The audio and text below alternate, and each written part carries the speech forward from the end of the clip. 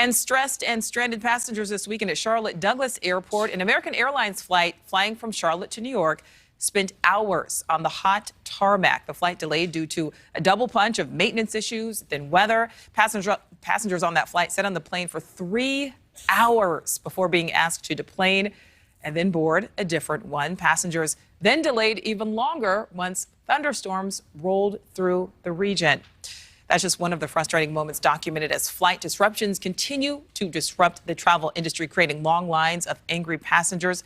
And Midway Airport in Chicago has claimed the title of the #1 most likely American airport to be delayed. Over 38% of flights delayed at Midway so far in July, but still nearly 20% better than at Toronto's Pearson International, where so far 57% of all flights in July dealt with delays.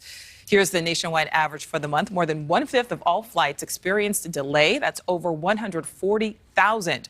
The average traveler waiting nearly an hour before their scheduled flight took off.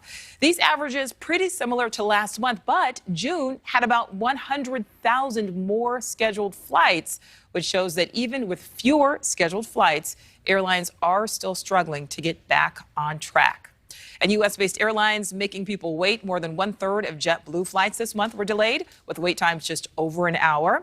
American Airlines wait times tracking at just under an hour. Southwest delays at about 40 minutes. So NewsNation's Brooke Schaefer is joining us live now at Miami International Airport. And Brooke, let's get back to that list. Miami also on it.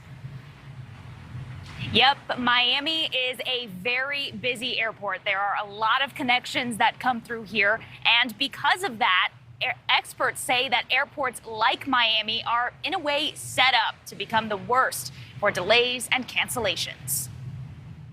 Air travel recently has included a mix of delays and cancellations. It's been an issue at airports across the country. New numbers now showing us some of the U.S. airports with the worst flight delays. This list, with info from the website FlightAware, shows the top 10 for July. Chicago, Orlando, and New York are the top 3. Miami International Airport sitting at number 10. I'm not surprised to see Orlando, Chicago, JFK, any of those airports on this list. They are major airline hubs. Sandra McLemore is a travel industry expert. She said those major hub airports have more traffic, which can easily mean more disruptions. These are all hub airlines, which means that the airlines have a large number of aircraft flying in and flying out.